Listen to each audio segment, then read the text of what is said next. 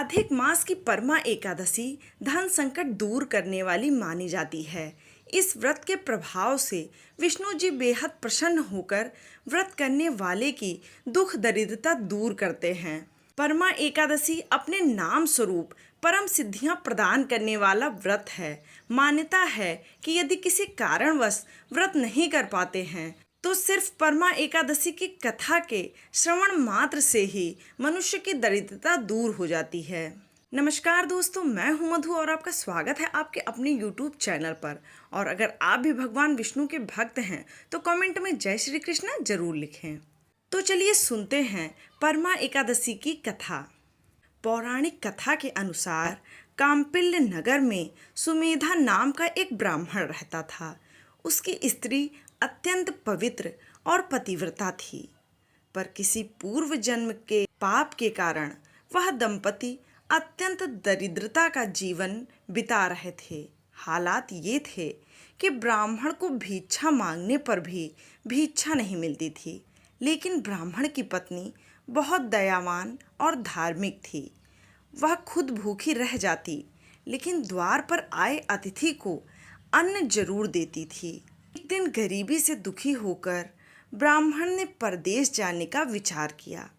तब उसकी पत्नी बोली, स्वामी, धन और संतान पूर्व जन्म के दान से ही प्राप्त होते हैं, अतः आप चिंता न करें।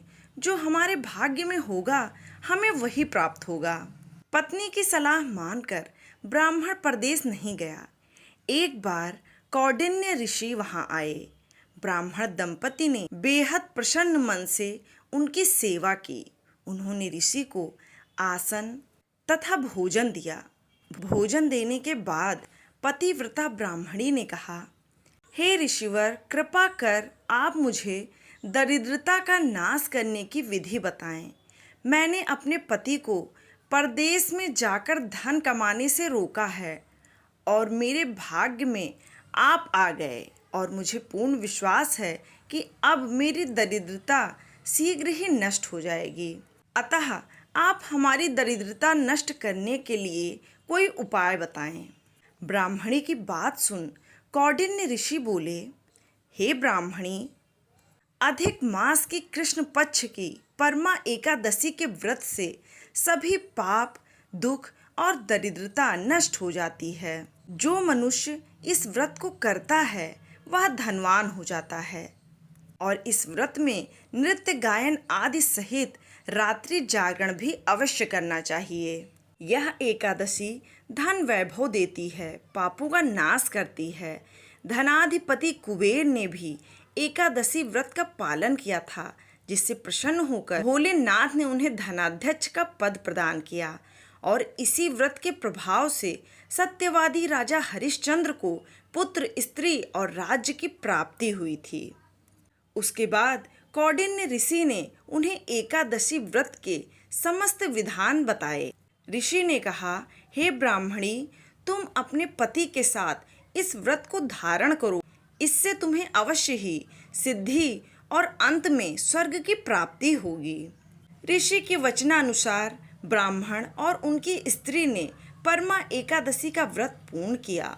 और व्रत पूर्ण होने पर ब्राह्मण की स्त्री ने एक राजकुमार को अपने यहाँ आते देखा। उस राजकुमार को इन पर दया आ गई। उस राजकुमार ने इन्हें एक उत्तम घर, जो कि सब वस्तुओं से परिपूर्ण था, उन्हें रहने के लिए दिया। तदुपरांत राजकुमार ने आजीविका के लिए एक गांव दिया। इस प्रकार ब्राह्मण और उनकी स्त्री की गरीबी दूर हो गई। इस प्रकार उन्होंने पृथ्वी पर काफी वर्ष तक सुख भोगे और अंत में उन्हें स्वर्ग की प्राप्ति हुई। तो दोस्तों, अगर आपको ये वीडियो थोड़ा सा भी अच्छा लगा हो तो प्लीज़ वीडियो को लाइक करें, शेयर करें और चैनल को सब्सक्राइब जरूर करें। और वीडियो देखने के लिए आपका बहुत बहुत धन्यवाद।